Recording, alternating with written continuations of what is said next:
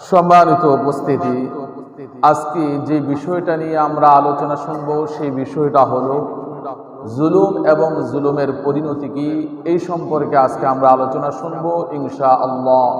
ওয়া মা তাওফীকি ইল্লা বিল্লাহ আলাইহি তাওয়াক্কালতু ওয়া ইলাইহি উনীব। জুলুম প্রথমত দুই প্রকার। আল্লাহর সাথে সম্পর্কিত জুলুম আর বান্দার সাথে সম্পর্কিত জুলুম। আল্লাহর সাথে সম্পর্কিত জুলুম হচ্ছে শিরিক করা, আল্লাহর সাথে শিরিক করা, অংশীদার স্থাপন করা, কথায় কাজে, ইবাদতে, বন্দিগিতে। এটা হলো আল্লাহর সাথে শিরিক, আল্লাহর সাথে জুলুম। বান্দার সাথে সম্পর্কিত জুলুম দুই প্রকার, যেটা বান্দার সাথে হয়। প্রথম প্রকার হলো জুলমুল ইনসানি লিনাফসিহি, নফসের উপর জুলুম করা, অর্থাৎ গুনাহের কাজের মধ্যে লিপ্ত থাকা, আল্লাহ তার রাসূলের আদেশ নিষেধ অমান্য করা এবং আল্লাহ কর্তৃক ফরজ এবং ওয়াজিব ইবাদত অমান্য করা, পালন না করা। এটা এক প্রকার জুলুম যা বান্দা নিজের নফসের উপর করে থাকে। দ্বিতীয় প্রকার জুলুম হলো আল্লাহর বান্দার উপর জুলুম করা। বিদায় হজের ভাষণের মধ্যে আল্লাহর রাসূল স্পষ্টভাবে ঘোষণা করেছেন, ইন্না দিমাআকুম ওয়া আমওয়ালাকুম ওয়া আ'রাদাকুম বাইনাকুম হারাম। তোমাদের রক্ত, তোমাদের ধন সম্পদ, তোমাদের মান ইজ্জত, তোমাদের পরস্পরের মাঝে হারাম করে দেওয়া হয়েছে, অবৈধ করে দেওয়া হয়েছে। এই বক্তব্যের আলোকে মানুষকে অন্যায়ভাবে হত্যা করা, মানুষের উপর অন্যায়ভাবে রক্ত ফাসাদ ঘটানো, মানুষের ধন সম্পদ অন্যায়ভাবে আত্মসাৎ করা, অন্যায়ভাবে মানুষের সম্মান ইজ্জত লুণ্ঠন করা, এটা জুলুমের অন্তর্ভুক্ত, এটা জুলুম। আল্লাহ তাআলা বলেন, ওয়াল্লাহু লা ইউহিব্বুজ জালিমিন, আল্লাহ তাআলা জালেমদেরকে পছন্দ করেন না। এরকম জালেম যারা আছে তাদেরকে আল্লাহ রাব্বুল আলামিন পছন্দ করেন না। হাদিসে কুদসির মধ্যে আসছে, আল্লাহ রাব্বুল আলামিন বলেছেন, ইন্না ইবাদি ইন্নী হারামতুজ যুলমা আলা নাফসি ওয়া জাআলতুহু বাইনাকুম মুহাররামান ফালা তুযালিমু। আল্লাহ রাব্বুল আলামিন নিজে বলেন, আমি আমার নিজের উপর জুলুমকে হারাম করে দিয়েছি, আমার নিজের জন্য জুলুম জায়েজ নাই, ঠিক হবে না। আমি নিজের জন্য জুলুমকে হারাম করে দিয়েছি এবং তোমাদের মাঝেও এই জুলুমকে আমি হারাম ঘোষণা করে দিয়েছি। ফালা তুযালিমু, সুতরাং তোমরা পরস্পরের মাঝে জুলুম করিও না, অন্যায়ভাবে হত্যা করিও না, অন্যায়ভাবে রক্ত ফাসাদ ঘটিও না, অন্যায়ভাবে অন্যের ধন সম্পদ লুণ্ঠন করিও না, অন্যায়ভাবে মানুষের মান ইজ্জতকে লুণ্ঠন করিও না, মান ইজ্জত হানি করিও না। মুসলিম শরীফের হাদিসের মধ্যে আসছে, ইত্তাকুজ যুলমা ফাইন্না যুলমা যুলুমাতুন ইয়াউমাল কিয়ামা।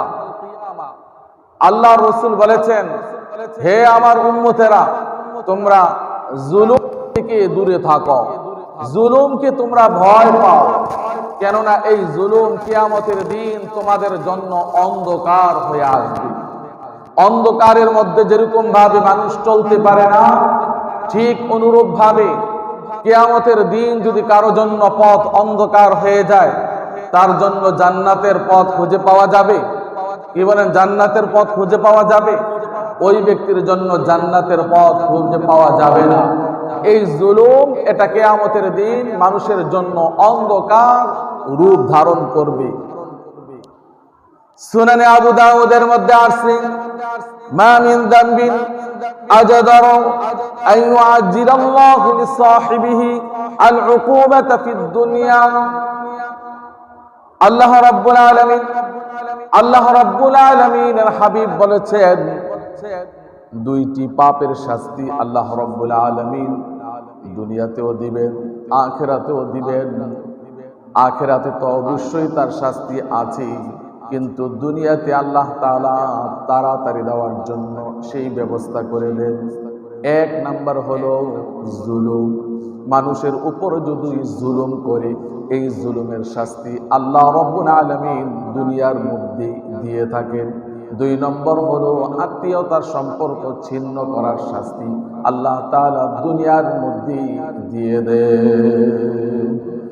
যারা দুনিয়াতে জুলুম করে, অন্যায়ভাবে মানুষ হত্যা করে, রক্ত ফাসাদ ঘটায়, অন্যায়ভাবে মানুষের ধন সম্পদ লুণ্ঠন করে, অন্যায়ভাবে মানুষের মাল ইজ্জত নষ্ট করে, আল্লাহ তাআলা পরকালে তাদের শাস্তি তো রেখেই দিয়েছেন, দুনিয়ার মধ্যেও তার শাস্তির ব্যবস্থা তাড়াতাড়ি আল্লাহ তাআলা দিয়ে দেন। ঠিক কিনা বলেন? তাড়াতাড়ি দিয়ে দেন। অন্য হাদিসের মধ্যে আসছে তিনটি বিষয় এমন, তিন ব্যক্তির দোয়া এমন, যেই তিন ব্যক্তির দোয়া আল্লাহ রাব্বুল আলামিন কখনো ফিরিয়ে দেন না।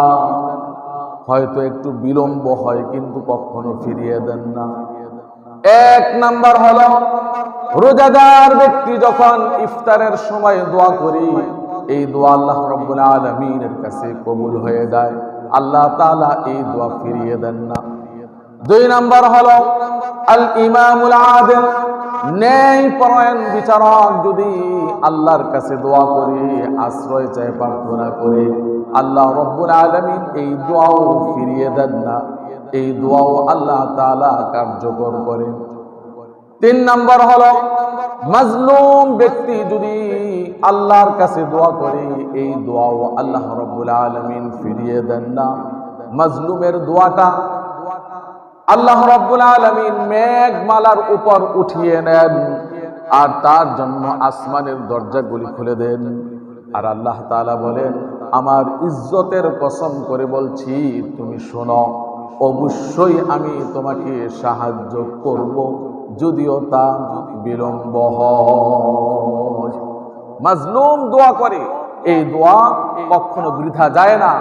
আমরা তো দোয়া করতে করতে অপারগ হয়ে যাই, দোয়া কবুল হয় না কেন? কিন্তু আল্লাহ তাআলা ওয়াদা করেছেন, তোমার দোয়া অবশ্যই কবুল হবে, বৃথা যাবে না, যদিও বিলম্ব হয়। যার চাক্ষুষ প্রমাণ আমরা তো দেখতেই পাই। ঠিক কিনা বলেন? চাক্ষুষ প্রমাণ। সূরা ইব্রাহিমের মধ্যে আল্লাহ রাব্বুল আলামিন বলেছেন, ওয়ালা তাহসাবান্নাল্লাহা গাফিলান আম্মা ইয়ামালুজ যালিমুন ইন্নামা ইউআখিরুহুম লিয়াউমিন তাশখাসু ফীহিল আবসার। আল্লাহ রাব্বুল আলামিন বলেন, তুমি ধারণা করিও না যে আল্লাহ তাআলা জালেমের আচরণ সম্পর্কে আল্লাহ তাআলা গাফিল, দেখেন না, তুমি এটা ধারণা করিও না। আল্লাহ তাআলা ধরবেন, তবে একটু সুযোগ দিবেন। আল্লাহ তাআলা সুযোগ দেন, কিন্তু সাথে সাথে ধরেন না। যখন ধরেন তখন আর কাউকে ছাড়েন না। ঠিক কিনা বলেন? জালেম যা করে সব কিছু আল্লাহ তাআলা দেখেন। আল্লাহ দেখেন, তাকে সুযোগ দেন, যখন সময় হয় তখন ছাড় দেন না, ধরেন। অনুরূপভাবে সূরা মারিয়ামের মধ্যেও আল্লাহ রাব্বুল আলামিন বলেছেন, ওয়া ইম মিনকুম ইল্লা ওয়ারিদুহা কানা আলা রাব্বিকা হাতমান মাকদিয়া। তোমাদের প্রত্যেকেই ফুল সিরাত অতিক্রম করতেই হবে, তোমাদের প্রত্যেকেই ফুল সিরাত অতিক্রম করতে হবে, এটা সুনিশ্চিত বিজয় আল্লাহ তাআলার পক্ষ থেকে। অতঃপর আল্লাহ রাব্বুল আলামিন যারা মুত্তাকি পরহেজগার, তাদেরকে এই পোল থেকে নিরাপদে অতিক্রম করে তাদেরকে মুক্তি দিবেন। আর যারা দুনিয়াতে জুলুম করেছে, তাদেরকে নত জানু অবস্থায় তাদেরকে জাহান্নামের মধ্যে ছেড়ে দিবেন। নত জানু অবস্থায় তাদেরকে জাহান্নামের মধ্যে ছেড়ে দিবেন। কাদেরকে? যারা দুনিয়ার মধ্যে জুলুম করে, তাদেরকে আল্লাহ তাআলা নত জানু অবস্থায় জাহান্নামের মধ্যে ছেড়ে দিবেন। এই কথাগুলিতে আমরা শুনলাম কোরআন এবং হাদিসের থেকে। তাওরাত কিতাবের মধ্যে আছে, ইউনাদি মুনাদিন মিন ওয়ারাইল জিসর, ফুলসিরাতের এক প্রান্ত থেকে এক ঘোষক ঘোষণা দিবে, হে অহংকারী ব্যক্তিরা, হে জালেমরা, হে অত্যাচারিত ব্যক্তিরা, হে জুলুমর, হে অত্যাচারী এবং অহংকারী দুনিয়ার মধ্যে যারা মানুষকে ত্রাস সৃষ্টি করে মানুষের মধ্যে, তাদেরকে সম্বোধন করে বলা হবে, ইন্নাল্লাহা ইয়াহলিফু বিইজ্জাতিহি ওয়া জালালিহি আল্লা ইউজাবির হাযাল জিসরা আল ইয়াওমা যালিমুন। আল্লাহ তাআলা তার জাতের এবং সিফাতের কসম করে বলেন, এই দিন, আজকের দিনে কোন জালেম এই ফুলসিরাত অতিক্রম করতে পারবে না। জালেম, কোন জালেম অতিক্রম করতে পারবে না ফুলসিরাত দিয়ে। সূরা বুরুজের মধ্যে আল্লাহ রাব্বুল আলামিন বলেন, ইন্না বাতশা রাব্বিকা লাশাদীদ, নিশ্চয়ই তোমার প্রতিপালকের ধরা কঠিন ধরা, কঠিন ধরা। আল্লাহ তাআলা জালেমকে ছাড় দেন কিন্তু ছেড়ে দেন না, ছাড় দেন কিন্তু ছেড়ে দেন না। শুধু যে আমাদের দেশে এরকম জালেমের জন্ম হয়েছে তা না, এই পৃথিবীর মধ্যে যুগে যুগে অসংখ্য জালেমের জন্ম হয়েছে, যাদেরকে আল্লাহ রাব্বুল আলামিন ছাড় দিয়েছেন কিন্তু ছেড়ে দেন না, সময় মতন তাদেরকে ধ্বংস দিয়েছে। ঠিক কিনা বলে? এগুলি আমরা কোরআন হাদিস পড়লে জানতে পারি। আজকে আমি আপনাদের সামনে এমন কিছু জালেমের ইতিহাস ধরে তুলব, যারা আমাদের বাংলাদেশের জালেম কি এর চাইতে আরো পাওয়ারফুল জালেম ছিল, তাদেরকে আল্লাহ তাআলা ছাড় দেন না, তাহলে এটা তো কোনোভাবেই অসম্ভব না ছাড় দেওয়া। এটা অসম্ভবের কিছুই না। যেমন নমরুদ পৃথিবীর মধ্যে অনেক বড় একজন জালেম ছিল, অনেক বড় জালেম, সে নিজেকে খোদাই দাবি করেছে। একদিন ইব্রাহিম আলাইহিস সালাতু ওয়াস সালামের সাথে নমরুদের ঝগড়া হলো এই খোদাই দিয়ে। ইব্রাহিম আলাইহিস সালাতু ওয়াস সালামকে জিজ্ঞাসা করলেন যে তোমার খোদাকে, তোমার খোদার কোয়ালিটি কি, তুমি বলো। ইব্রাহিম আলাইহিস সালাতু ওয়াস সালাম বললেন, ইয ক্বালা ইব্রাহিম রাব্বিয়াল্লাযী ইউহয়ী ওয়া ইউমীত, আমার খোদা হলো, আমার আল্লাহ হলো তিনি যিনি জীবন দান করেন, যিনি মানুষেরকে মৃত্যু দান করেন। নমরুদ বলে উঠল, আমি তো জীবন দান করি, আমি তো মৃত্যু দান করি। ইব্রাহিম আলাইহিস সালাম বললেন, তাহলে কিভাবে দেখাও। নমরুদ জেলখানার থেকে দুইজন কয়েদি ডেকে আনলো, একজনকে ছেড়ে দিল, বলল তাকে আমি জীবন দিয়ে দিলাম, আরেকজনকে হত্যা করলো, বলল তাকে আমি মৃত্যু দিয়ে দিলাম। ইব্রাহিম আলাইহিস সালাতু ওয়াস সালাম মনে মনে ভাবলেন, এই জালেমকে এভাবে বোঝানো যাবে না। নমরুদ ছিল সূর্য পূজারী, সূর্যের পূজা করত। ইব্রাহিম আলাইহিস সালাতু ওয়াস সালাম বললেন, আমার আল্লাহ এই সূর্যটাকে প্রতিদিন পূর্ব দিক থেকে তোলেন, পশ্চিম দিক থেকে ডুবান। তুমি যদি খোদা হও তাহলে তুমি সূর্যটাকে পশ্চিম দিক থেকে উঠাও, পূর্ব দিকে এটা ডুবিয়ে দাও। ফাবহিতাল্লাযী কাফার, এই কথা শুনে নমরুদ হতবাক হয়ে গেল, আশ্চর্য হয়ে গেল, অপারগতা স্বীকার করল। নমরুদ ইব্রাহিম আলাইহিস সালাতু ওয়াস সালামের উপর ক্ষিপ্ত হয়ে, এক তো হলো মূর্তি ভেঙেছেন, দ্বিতীয়ত হলেন নতুন ধর্মের আবিষ্কার করেছেন। এসব কারণে ইব্রাহিম আলাইহিস সালাতু ওয়াস সালামের শাস্তির ব্যবস্থা করলেন। আগুনের মধ্যে পুড়িয়ে মারা হবে, আগুনের মধ্যে ফেলে দিলেন। কিন্তু আল্লাহ রাব্বুল আলামিন আগুনকে তার জন্য নাতিশীতোষ্ণ, আরামও নয় গরমও নয়, মাঝামাঝি অবস্থা বানিয়ে দিয়েছে। সুবহানাল্লাহ। যখন ইব্রাহিম আলাইহিস সালামের সাথে পারল না, তখন বলতে শুরু করলো, প্রস্তুতি নিতে শুরু করলো যে ইব্রাহিমের আল্লাহকে ধ্বংস করে দেবে। মাঠের মধ্যে বাহিনী নিয়ে প্রস্তুত হলো, তীর বল্লম নিয়ে। তোমার আল্লাহ কোথায়? আমার আল্লাহ আরশ আযীমের মধ্যে আছেন। তীর নিক্ষেপ করতে শুরু করলো। ইব্রাহিম আলাইহিস সালাম আকাশের দিকে তাকিয়ে একটি মেঘমালাকে ইশারা করলেন সরে যাওয়ার জন্য। ইব্রাহিম আলাইহিস সালাম যখন আকাশের দিকে তাকিয়ে হাত ইশারা দিয়ে মেঘমালাকে সরে যাওয়ার জন্য বললেন, তখনই মেঘমালার মাঝখান থেকে বের হয়ে আসলো মশার ঝাঁক। মশার ঝাঁক বের হয়ে আসলো, সব ময়দানের মধ্যে নামলো, সবাইকে নাকের মধ্যে মুখের মধ্যে ঢুকতে শুরু করলো, ধ্বংসন শুরু করলো। ফলে তারা অতিষ্ঠ হয়ে চোখে কোনো কিছুই দেখছে না, তরবারি তীর একজন আরেকজনের দিকে মারা শুরু করলো। এখানেই তাদের খতম হয়ে গেল। যেহেতু এখানে লিডার হলো নমরুদ, আল্লাহ তাআলার ইচ্ছা হলো নমরুদকে কঠিন শাস্তি দিবেন। এমন কি যেমন পাওয়ারফুল নেতা, এমন পাওয়ারফুল জিনিস দিয়ে তাকে হত্যা করবেন না, তার অধপতন দিবেন একটা নগণ্য জিনিস দিয়ে। মশার চাইতে নগণ্য জিনিস আমরা কোনো কিছু মনে করি? কোনো কিছু। নমরুদ ভয়ে বাসায় পালিয়ে গেল। তার সাথে সাথে ছোট একটি মশা, কোন কোন তাফসীরের কিতাবের মধ্যে আছে একেবারে দুর্বল একটি মশা তার সাথে সাথে গেল, গিয়ে তার নাকের দিয়ে ঢুকে মাথার মধ্যে চলে গেল। এই মশার কামড়ে নমরুদ 40 বছর অস্থির হয়ে গিয়েছে। পরিশেষে তার বাহিনীরা, তার খাদেম খুদ্দাম যারা আছে তারা অতিষ্ঠ হয়ে গেছে। যত মাথার মধ্যে আঘাত করে তত আরাম পায়। এক পর্যায়ে তাদের মাথা, তাদের হাত ব্যথা হয়ে গিয়েছে। পরে পায়ের জুতা খুলে মাথার মধ্যে যত বাড়ি দেয় তত আরাম লাগে। এক পর্যায়ে এমন বাড়ি দিয়েছে মাথাটা ফেটে মাঝখান দিয়ে মশা বের হয়ে আপন অবস্থায় চলে গেল। আর নমরুদ পৃথিবীর থেকে নগণ্যভাবে বিদায় নিয়ে চলে গেল, নগণ্যভাবে দুনিয়ার থেকে চলে গিয়েছে। এই নমরুদ 16 বছর নয়, এই নমরুদ পৃথিবীতে রাজত্ব করেছে 400 বছর। কয় শত বছর? 400 বছর এই নমরুদ পৃথিবীতে রাজত্ব করেছে। তারপরও এই নমরুদ টিকতে পারে না, জুলুম করেছে, অন্যায় করেছে। জুলুম অন্যায় যেখানে আছে সেখানে ক্ষমতা কখনো টিকে না, সেখানে বাহাদুরি কখনো টিকে না। যদিও সাময়িকভাবে চোখের দৃষ্টিতে টিকে, কিন্তু আন্তরিকভাবে অভ্যন্তরীণ ভাবে সেখানে বাহাদুরি কখনোই টিকবে।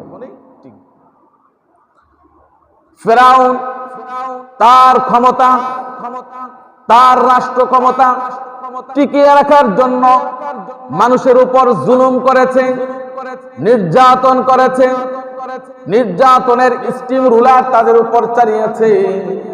তার ক্ষমতাকে দীর্ঘায়িত করার জন্য যত ছেলে শিশু আছে সবগুলিকে হত্যা করেছে, যাতে এমন কোন শিশু পৃথিবীর মধ্যে জন্ম না হতে পারে যে তার থেকে ক্ষমতা নিয়ে যাবে। যেই জিনিসের শুরু আছে সেই জিনিসের শেষও আছে, যেই জিনিসের শুরু আছে সেই জিনিসে কি আছে? শেষও আছে। ফেরাউন যখন জুলুম করতে করতে শেষ সীমানায় চলে গেল, আল্লাহ তাআলার পক্ষ থেকে শাস্তি আসলো।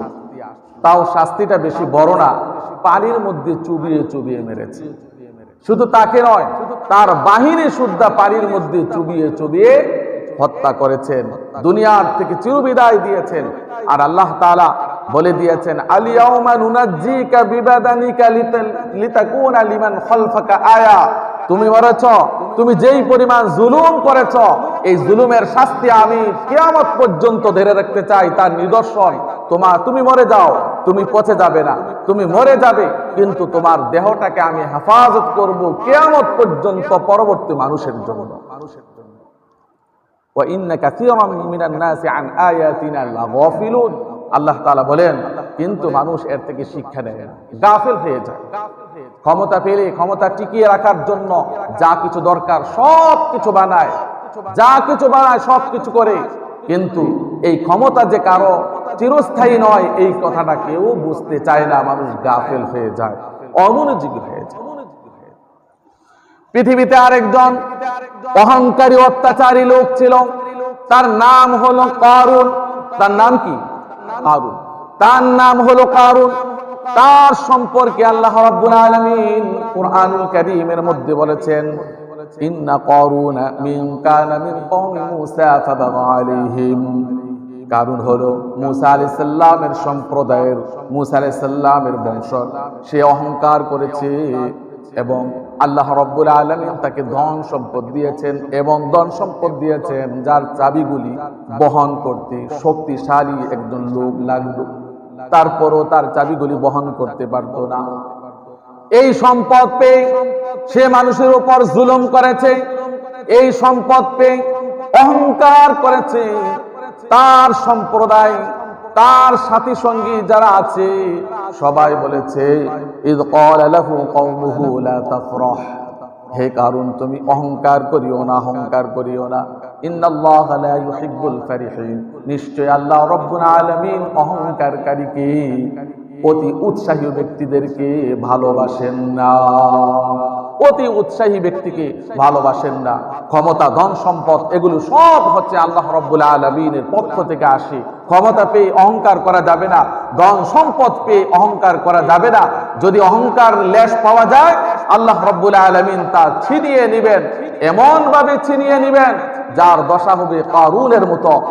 কোন কোন বর্ণনার মধ্যে এসেছে এই কারুন মুসা আলাইহিস সালামের চাচাতো ভাই ছিল। মুসা আলাইহিস সালাতু ওয়াস সালাম নবুয়ত পাওয়ার পূর্বে ফেরাউন তাকে বনি ইসরাইলদের নেতা বানিয়ে দিয়েছিলেন। বনি ইসরাইলদের নেতা বানিয়ে দিয়েছিলেন। এই নেতামি পেয়ে সে বনি ইসরাইলদের উপর এমন জুলুম করেছে, এমন নির্যাতন করেছে যার মাত্রা অতিক্রম করে গিয়েছে। ফলে আল্লাহ রাব্বুল আলামিন এই জুলুম, অহংকার করার কারণে তার ধন সম্পদ শুদ্ধতাকে মাটিতে দোষে দিয়েছেন। এখন পর্যন্ত যাচ্ছে, তাফসীরের কিতাবের মধ্যে আসছে কিয়ামত পর্যন্ত নিচের দিকে যেতেই থাকবে, যেতেই থাকবে। এ হলো অহংকার এবং জুলুমের ফল। পৃথিবীতে আরেকজন স্বৈরাচারী বাদশা ছিল যার নাম হলো জালুত। নাম কি? জালুত। জালুত একজন স্বৈরাচারী বাদশা ছিল। সে বনি ইসরাইলদের উপর অবর্ণনীয় অত্যাচার চালিয়েছে, যা বর্ণনা করার মতো নয়। এমন অবর্ণনীয় অত্যাচার চালিয়েছে যার পৃথিবীকে হার মারিয়ে দিয়েছে, এমন অত্যাচার চালিয়েছে। তখন বনি ইসরাইলদের নবী ছিলেন শামুল আলাইহিস সালাতু ওয়াস সালাম, আর তাদের বাদশা ছিলেন তালুত। জালিম বাদশার নাম হলো জালুত, আর বনি ইসরাইলদের বাদশার নাম কি ছিল? তালুত। এই তালুত বনি ইসরাইলদেরকে জমা করলেন ৮০,০০০ লোক নিয়ে। জালুত বাদশাকে, তার বাহিনীকে মোকাবেলা করার জন্য রওনা দিয়েছেন। আল্লাহ রাব্বুল আলামিন বললেন, আল্লাহ রাব্বুল আলামিন বনি ইসরাইলদের নবী শামুলকে বললেন, বিজয় হবে না, বিজয় হবে না, কারণ এখানে এমন একজন লোক নাই যার মাধ্যমে আমি এই জালুত বাহিনীকে ধরাশায়ী করব। তার নাম হলো দাউদ। দাউদ নামের একজন যুবক আছে। এই যুবককে আপনি এই বাহিনীর সাথে পাঠিয়ে দেন, তার মাধ্যমে আমি জালুত বাহিনীকে ধরাশায়ী করব, তাদেরকে আমি চিরতরে দুনিয়ার থেকে চিরবিদায় করে দেব। শামুল আলাইহিস সালাম খুঁজে খুঁজে তিনি দাউদ নামক ওই ব্যক্তিকে বের করলেন। পরবর্তীতে তিনি নবী হয়েছেন দাউদ আলাইহিস সালাম। শামুল আলাইহিস সালাম জিজ্ঞাসা করলেন, হে আল্লাহর বান্দা, তোমার কথা আল্লাহ রাব্বুল আলামিন আমার কাছে বলেছেন, তোমার এমন কি কারিশমা আছে, তোমার এমন কি ইবাদত আছে আমার কাছে বলো, যে তোমার মাধ্যমে নাকি জালুত বাহিনীকে আল্লাহ তাআলা দুনিয়ার থেকে বিদায় করবেন। দাউদ আলাইহিস সালাম বললেন, তেমন কিছু নাই, কিন্তু আমি একদিন রাস্তা দিয়ে হাঁটছি, চলার পথে একটি পাথর আমাকে সালাম দিল। সালাম দিয়ে বলল, আপনি আমাকে আপনার পকেটে উঠিয়ে নেন, আপনি আমার মাধ্যমে আপনার শত্রুকে হত্যা করতে পারবেন। দাউদ আলাইহিস সালাম ওই পাথরটা পকেটের মধ্যে রাখলেন। আবার একটু যাওয়ার পর আরেকটা পাথর সালাম করলো, এই পাথরটাও তিনি উঠিয়ে নিলেন। আবার একটু যাওয়ার পর আরেকটা পাথর সালাম করলো, উঠিয়ে নেওয়ার জন্য বলল, সেটাও উঠিয়ে নিলেন। তিনটা রাখলেন। হঠাৎ করে পকেটের মধ্যে হাত দিয়ে দেখেন তিনটা পাথর এক পাথরে পরিণত হয়ে গেছে। সুবহানাল্লাহ। পাথর নিচের কয়টা হয়েছে? কয়টা? একটা হয়ে গেছে। শামুল আলাইহিস সালাতু ওয়াস সালাম এই ঘটনা শুনে তিনি যা বোঝার বুঝে ফেললেন। বললেন, হয়তো এই ছেলেটা একদিন নবী হবে, তুমি এই কথাটা কারো কাছে বলবে না। তালুত বাহিনী যখন জালুত বাহিনীকে দেখলো, অবাক হয়ে গেল, আশ্চর্য হয়ে গেল। যে এদের সাথে আমরা যুদ্ধ করতে আসি, আমরা 80,000 লোক একজনের সাথেই পারবো না, কারণ এক একজনের দেহ হলো বিশাল বড়, বিশাল আকৃতির দেহ, আমরা তো একজনও তাদের সাথে পারবো না, আমরা যুদ্ধ করতে পারবো না। ক্বালু লা তাকাতা লানা ইয়াওমা বিজালুত ওয়া জুনুদি, আমরা এই বাহিনীর সাথে যুদ্ধ করতে পারবো না, পারলে আপনি যান গিয়ে যুদ্ধ করে। আমরা এখানে বসলাম। তাদের বাদশা ছিলেন তালুত। তালুত বললেন, তোমাদের মধ্যে এমন কেউ আছে কি তাদের সাথে মোকাবেলা করার জন্য? দাউদ আলাইহিস সালাতু ওয়াস সালাম দাঁড়িয়ে বললেন, আমি পারবো। তালুত বললেন, যদি তাদেরকে মোকাবেলা করতে পারো তাহলে আমি আমার রাজ্যের অর্ধেক তাকে দিয়ে দিব, আর আমার মেয়েকে তার সাথে বিবাহ দিব। দাউদ আলাইহিস সালাতু ওয়াস সালাম দাঁড়িয়ে গেলেন, বললেন, তুমি কিসের মাধ্যমে তাদের সাথে মোকাবেলা করবে? এই পাথরের মাধ্যমে আমি তাদের সাথে মোকাবেলা করব। এই দৃশ্য দেখেছে জালুতের সর্দার, জালুত বাদশা দেখেছে, দেখেই গর্জন দিয়ে মাঠের মধ্যে নেমেছে, বলেছে, এত বড় সাহস, এত বড় সাহস, নিরস্ত্র মানুষ এসেছে আমার সাথে যুদ্ধ করার জন্য। আমি এত পাওয়ারফুল একজন ব্যক্তি পৃথিবীতে আমার সাথে যুদ্ধ করার জন্য এসেছে। অহংকারে ফেটে পড়েছে, বলল যে তুমি কি আমার সাথে যুদ্ধ করবে? হ্যাঁ, আমি তোমার সাথে যুদ্ধ করব। তোমার সাথে আমি কিভাবে? তোমাদের বাহিনীর সাথে যুদ্ধ করতে আমার লজ্জা হয়, কারণ তোমরা আমার সাথে পারবে না, লজ্জা হয়। দাউদ আলাইহিস সালাতু ওয়াস সালাম বললেন, না, আমি তোমার সাথে যুদ্ধ করবই, তোমার মতো কুকুরের সাথে আমার যুদ্ধ করতে এই পাথরই যথেষ্ট। জালুত বাদশা তরবারি নিক্ষেপ করল। দাউদ আলাইহিস সালাতু ওয়াস সালাম জায়গা থেকে সরে গেলেন। এবার দাউদ আলাইহিস সালাতু ওয়াস সালাম হাতের মধ্যে যে পাথরটা ছিল, পাথরটা এভাবে তার শরীরের মধ্যে মেরেছেন, সঙ্গে সঙ্গে জালুত বাদশা মাটির মধ্যে ধপাস করে পড়ে গেল। সুবহানাল্লাহ, সাথে সাথে মাটিতে পড়ে গিয়েছে, আর তার বাহিনী বিশাল দেহ যেগুলি আছে এগুলি যুদ্ধক্ষেত্রে থেকে পালিয়ে গিয়েছে। আল্লাহ তাআলা জালুত তালুত বাহিনীকে বিজয় দান করেছেন। অতএব যুদ্ধক্ষেত্রে হিম্মত দরকার আছে, সাহস দরকার আছে। সাহস থাকলে, সৎ উদ্দেশ্য থাকলে যুদ্ধক্ষেত্রে আল্লাহ তাআলা বিজয় দান করেন, সেখানে অস্ত্রের মোকাবেলার কখনো সুযোগ পাবে না। সাহস দরকার, সাহস। কি বলেন? সাহসের দরকার না? নিরস্ত্র মানুষ অস্ত্রওয়ালা মানুষের সাথে যুদ্ধ করতে পারবে, শুধুমাত্র সাহসের দরকার, যেটা প্রমাণ করে দিয়েছে বাংলার জমিনে, প্রমাণ করে দিয়েছে।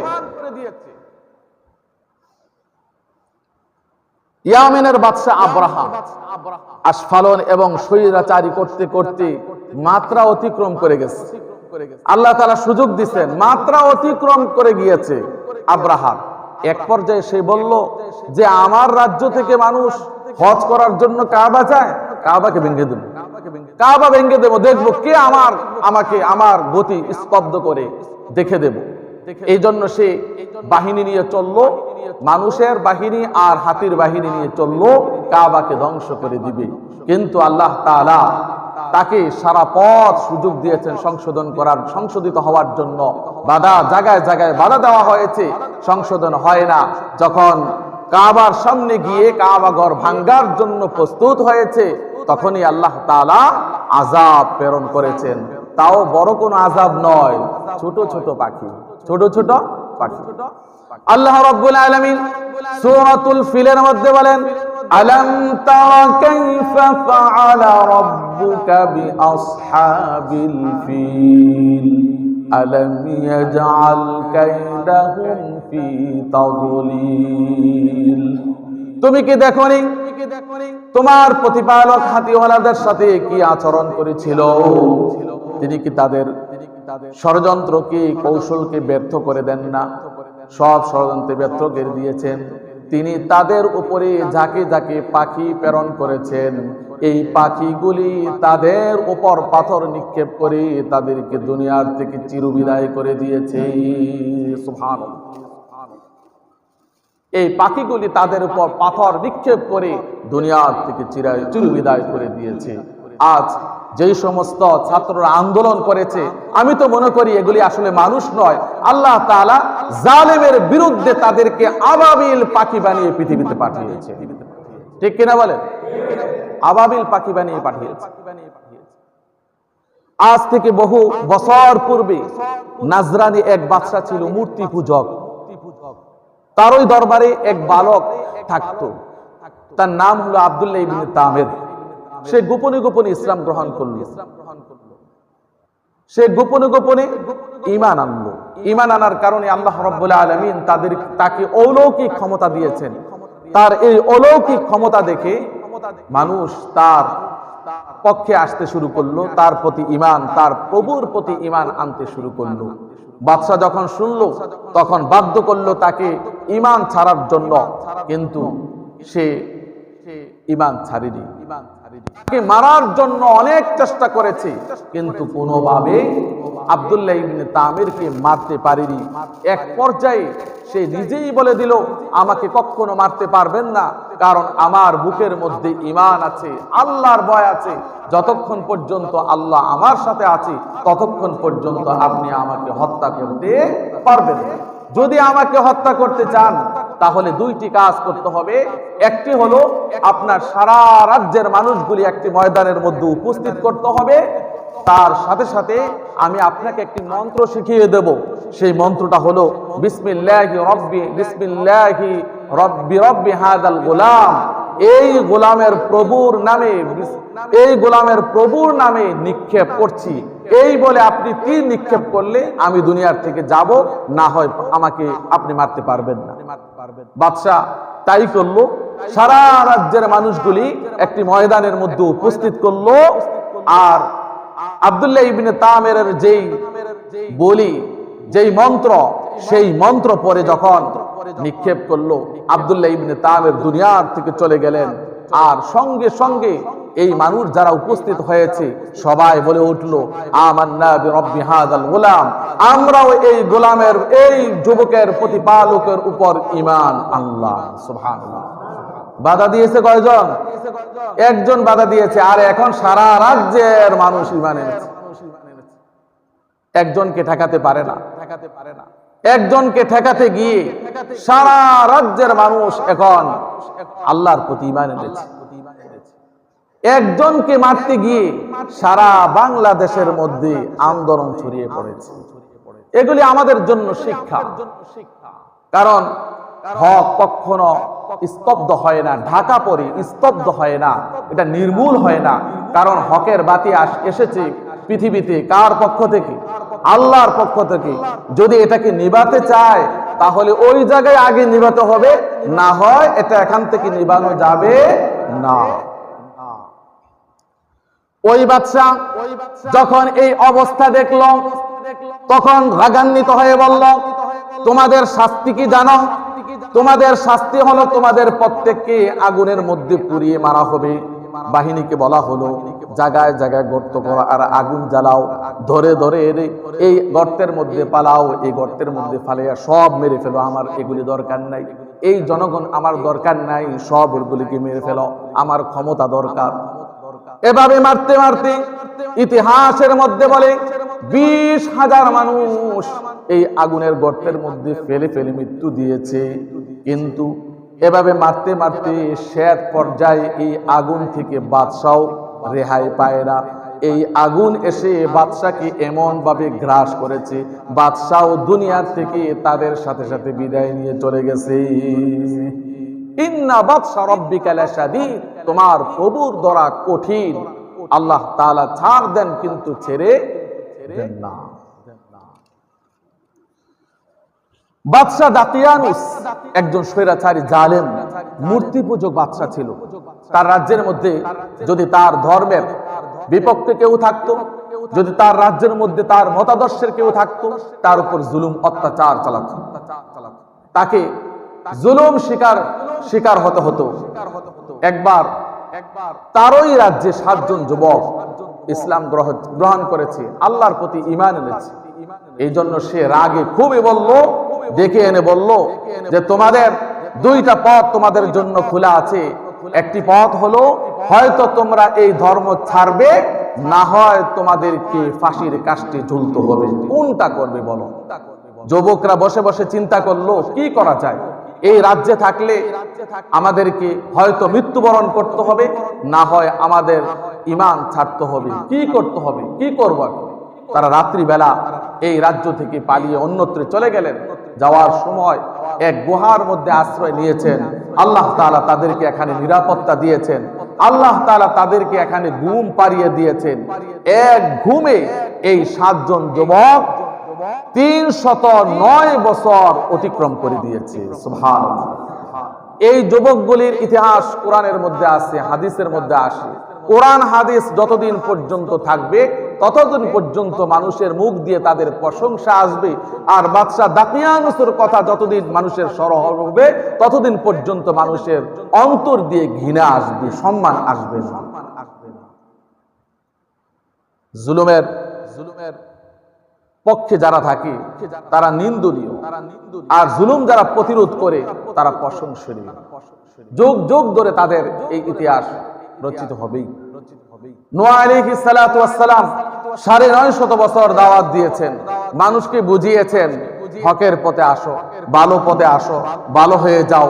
কিন্তু 950 বছর দাওয়াত দেওয়ার পর মাত্র 80 জন মানুষ ভালো হয়েছে, ইসলাম গ্রহণ করেছে, আর বাকিরা সব অবাধ্যই থেকে গেল। এমন কি তার জাতি এমন অত্যাচারী জাতি ছিল, যারা ঈমান এনেছে তাদের উপর জুলুম করেছে, যারা ঈমান এনেছে তাদের উপর অত্যাচার চালিয়েছে। এমনকি নূহ আলাইহিস সালাতু ওয়াস সালামের উপর অত্যাচার চালাতে শুরু করলো। তখন নূহ আলাইহিস সালাতু ওয়াস সালাম আল্লাহর কাছে বললেন, قال نوح رب لا تذر على الارض من الكافرين ديارا। হে আল্লাহ, এই পৃথিবীর মধ্যে, এই আমার রাজ্যের মধ্যে কোনো মানুষ তুমি ছাড়বা না, সবগুলিকে ধরো। যদি তুমি তাদেরকে ছেড়ে দাও তাহলে ভবিষ্যতে কাফেরের ঘরের কাফের জন্ম হতে হতে এই পৃথিবী কাফেরে পরিণত হয়ে যাবে, তুমি ধরো। আল্লাহ তাআলা নূহ আলাইহিস সালামের দোয়া কবুল করেছেন। কবুল করে আল্লাহ তাআলা আকাশ থেকে পানি ছেড়ে দিয়েছেন, জমিন থেকে পানি উঠিয়ে দিয়েছেন। এভাবে 40 দিন পর্যন্ত পড়তে লাগলো, উঠতে লাগলো। মাঝখানে যারা জালেম, যারা কাফের, সবগুলি দুনিয়ার থেকে চলে গিয়েছে। আর যারা ঈমান এনেছে, ভালো মানুষ, তারা দুনিয়াতে থেকে গেছে, তাদের রাজ্যে, তাদের বাসস্থানে তারা থেকেই গেল। কওমে সামুদ এই পৃথিবীর মধ্যে সবচেয়ে শক্তিশালী এবং বুদ্ধিমান জাতি ছিল কওমে সামুদ। যারা পাহাড় কেটে, যারা পাথর কেটে ঘর বানিয়ে এই পৃথিবীর মধ্যে আলোচিত হয়েছে, কওমে সামুদ। সেই জাতির কাছে আল্লাহ তাআলা সালেহ আলাইহিস সালাতু ওয়াস সালামকে পাঠিয়েছেন। সালেহ আলাইহিস সালাম তাদেরকে দাওয়াত দিয়েছেন।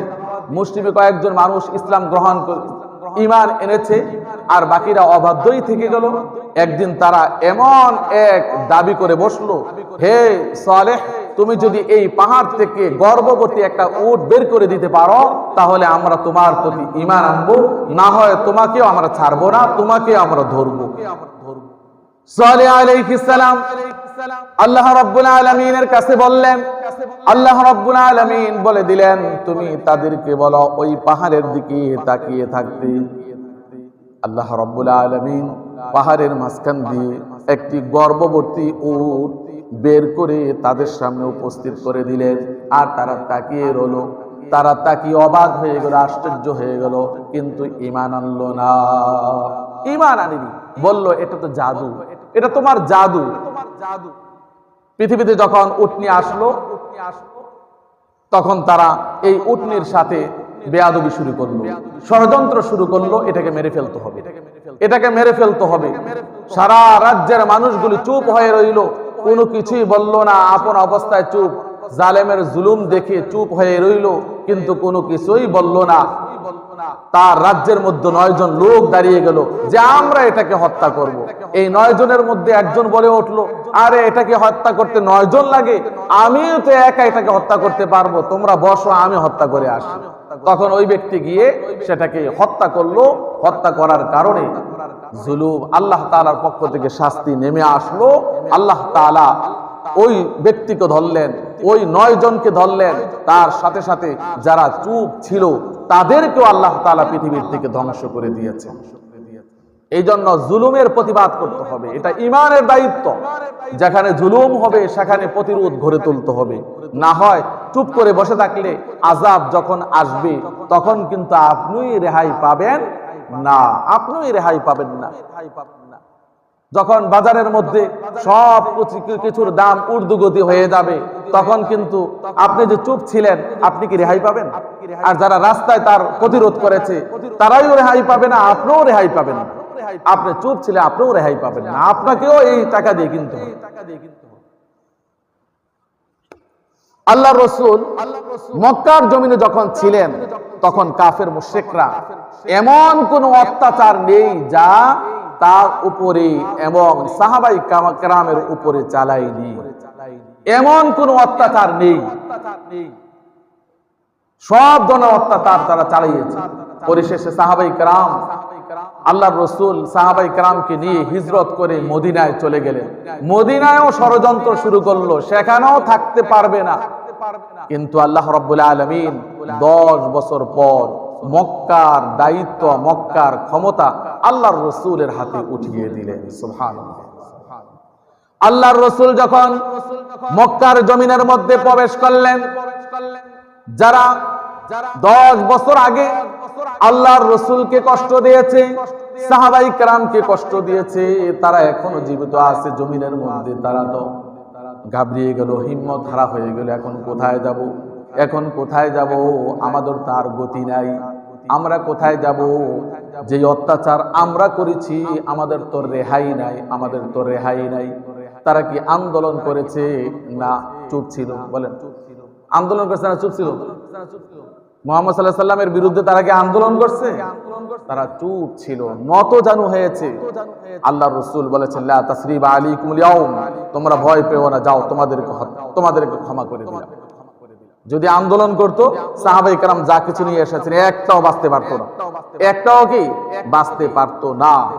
যখন নীরব ছিল তখন আল্লাহ রসুল তাদেরকে ক্ষমা করে দিয়েছেন। লা তাসরিবা আলাইকুমুল ইয়াউম, তোমাদেরকে ক্ষমা করে দিলাম, তোমাদের প্রতি কোনো অভিযোগ আমার আর নাই। এমন কি আল্লাহর রসুল উসমান ইবনে তালহাকেও ক্ষমা করে দিয়েছেন। যেই উসমান ইবনে তালহা আল্লাহর রসুলকে গলায় ধাক্কা দিয়ে কাবা গর্তে বের করে দিয়েছে। আল্লাহর রসুল যখন কাবা ঘরে প্রবেশ করার জন্য চেয়েছিলেন যে একটু চাবিটা খোলো, আমি কাবা ঘরের মধ্যে প্রবেশ করি, আমি আমার প্রভুকে একটু স্মরণ করি। তখন উসমান ইবনে তালহা আল্লাহর রসুলকে বের করে দিয়েছিলেন। আর আল্লাহর রসুল তাকে বলেছেন, এই উসমান ইবনে তালহা, তুমি তো আজ আমাকে গলায় ধাক্কা দিয়ে বের করে দিয়েছ, যদি কোনো সময় এই মক্কার ক্ষমতা আমার হাতে আসে তখন তুমি কি করবে? উসমান ইবনে তালহা ধিক্কার দিয়ে বলল, আদা বেয়ারি জাহাজের খবর নিয়ে কোনো লাভ নাই। এই উসমান ইবনে তালহাও সেদিন উপস্থিত। এই উসমান ইবনে তালহা যখন শুনলো আজ মুহাম্মদ সাল্লাল্লাহু আলাইহি সাল্লামের হাতে ক্ষমতা চলে এসেছে, তখন সে নিরুপায় হয়ে গিয়ে কোথায় পালাবে? ওই কাবা ঘরের ছাদের উপর গিয়ে পালিয়েছে। সেখান থেকে তাকে ধরে এনেছে, সে তো থরথর করে কাঁপতেছে। আল্লাহর রসুল বললেন, তুমি থরথর করে কাঁপিও না, তুমি চাবি দাও, খুলো, আমি আমার প্রভুকে স্মরণ করি। আল্লাহর রসুল কাবা ঘরের মধ্যে গিয়ে সব মূর্তিগুলি ভাঙ্গেছেন, আর কাবার বাইরে থেকে সবগুলি মূর্তিগুলি ভেঙ্গে আল্লাহর রসুল সেখানে সেজদা দিয়েছেন। উসমান ইবনে তালহাকে বলেছেন, হে উসমান ইবনে তালহা, তুমি চোখের পানি ছেড়েও না, আমি বুঝি তোমার ভয় দুইটা, একটা হলো তুমি আমাকে গলায় ধাক্কা দিয়ে বের করে দিয়েছ, আর একটা ভয় হলো এই চাবি তোমার থেকে নিয়ে যাব। তেমন নয়, এই চাবি কিয়ামত পর্যন্ত তোমার হাতেই থাকবে। সুবহানাল্লাহ। কিয়ামত পর্যন্ত তোমার হাতে এই চাবি থাকবে। যদি তোমার বংশ, তুমি চলে যাবে, তোমার বংশধর থেকে যদি কেউ এই চাবি নিয়ে যায় তাহলে সে জালেম হয়ে যাবে। এই জন্য এই মক্কা ঘরের যে কাবা ঘরের যে চাবি এখন পর্যন্ত এই উসমান ইবনে তালহার বংশধরের মধ্যে এটা রয়েছে, কেউ এটা নেয়নি, জোরেও নেয়নি। তার কারণ সে আল্লাহর রসুলের বাসায় জালেম হয়ে যাবে। আল্লাহ তাআলা রসুল ক্ষমা করে দিয়েছে, ক্ষমাকে পছন্দ করেন। বিজয় উল্লাস করতে গিয়ে মানুষের ক্ষয় ক্ষতি করা যাবে না। যদি কোনো জাতি চড়াও উতরাও হয়ে যায় কারো উপর, তাহলে বুঝতে হবে তার আমলের মধ্যে কোনো ঘাটতি আছে, তার আমলের মধ্যে কোনো ঘাটতি আছে, যার কারণে আল্লাহ তাআলা জালেমকে চাপিয়ে দিয়েছেন মাজলুমের উপর সংশোধন হওয়ার জন্য। যখন বিজয় আসে তখন উল্লাস করা যাবে না, ভাঙচুর করা যাবে না। কোন জালেমের পতরে আমাদের করণীয় হলো নামাজের মাধ্যমে শুকরিয়া আদায় করতে হবে। কিসের মাধ্যমে? নামাজের মাধ্যমে শুকরিয়া আদায় করতে হবে। এই শিক্ষা দিয়েছেন আল্লাহর রসুল। আল্লাহর রসুল যখন দীর্ঘ 10 বছর পর তার হাতে ক্ষমতা আসলো, তখন তিনি উম্মে হানির ঘরে গিয়ে 8 রাকাত নফল নামাজ আদায় করেছেন শুকরিয়াতান। কয় রাকাত? 8 রাকাত নফল নামাজ আদায় করেছেন শুকরিয়াতান। জালেমের হাত থেকে আল্লাহ তাআলা মাজলুমের হাতে এই ভূমির ক্ষমতা দিয়েছেন, শুকরিয়া আদায় করে নামাজ আদায় করেছেন। 2 নম্বর করণীয় হলো কারো জান মালের ক্ষতি করা যাবে না, কারো জান মালের ক্ষতি করা যাবে না, এই যদি বিজয় উল্লাস আছে। 3 নম্বর করণীয় হলো রাষ্ট্রীয় সম্পদ ক্ষতি করা যাবে না, নষ্ট করা যাবে না। কারণ রাষ্ট্রীয় সম্পদ আপনি নষ্ট করবেন, এটা তো শুধু যেই ব্যক্তি জুলুম করেছে শুধু তার নয়, এটা পুরা রাজ্যের মানুষ এর মধ্যে অংশীদার রয়েছে। সংসদ ভবনকে আপনি ভাঙবেন, এই সংসদ ভবন তো হাসিনার নয়, সরকারের নয়, এই সংসদ ভবন হলো সমস্ত 16 কোটি মানুষের সংসদ। এটা প্রত্যেকের দায়িত্ব সেখানে আছে, প্রত্যেকের অধিকার সেখানে রয়েছে। এই জন্য রাষ্ট্রীয় সম্পদ এটা ক্ষতি করা যাবে না, শ্রদ্ধা করতে হবে। নষ্ট হয়ে গেলে এটাকে মেরামত করে দিতে হবে। রাস্তা দিয়ে চলি, অনেক সময় আছে রাস্তার মধ্যে একটু ফাঁকা দেখা যায়, একটু ভাঙ্গা দেখা যায়, ইচ্ছা করলে আমি এটাকে একটু মেরামত করতে পারি, কিন্তু সরকারের দিকে তাকিয়ে সেটাকে এভাবে রাখা যাবে না, এটাকে মেরামত করে দিতে হবে। এটা আমার দায়িত্ব, এটা আমার সম্পদ। 4 নম্বর হলো সংখ্যালঘুদের উপর হামলা করা যাবে না, যারা সংখ্যালঘু তাদের উপর হামলা করা যাবে না। 5 নম্বর হলো বেশি বেশি ইস্তেগফার করতে হবে, কারণ জালেমের হাতে দেশ থাকার পর যেই ক্ষতি হয়েছে, আর বিজয় উল্লাস করতে গিয়ে অজ্ঞ মানুষগুলি যে ক্ষতি করেছে, ইস্তেগফার করলে আল্লাহ রাব্বুল আলামিন সেই ক্ষতি পূরণ তিনি পুষিয়ে দিবেন। সুবহানাল্লাহ। আল্লাহ তাআলা যাতে আমাদের সবাইকে এই কথাগুলি বুঝার আমল করার তৌফিক দান করেন। আমিন। ওয়া আখিরু দাওয়ানা আলহামদুলিল্লাহি রাব্বিল আলামিন। আসসালামু আলাইকুম ওয়া রাহমাতুল্লাহি ওয়া বারাকাতুহু।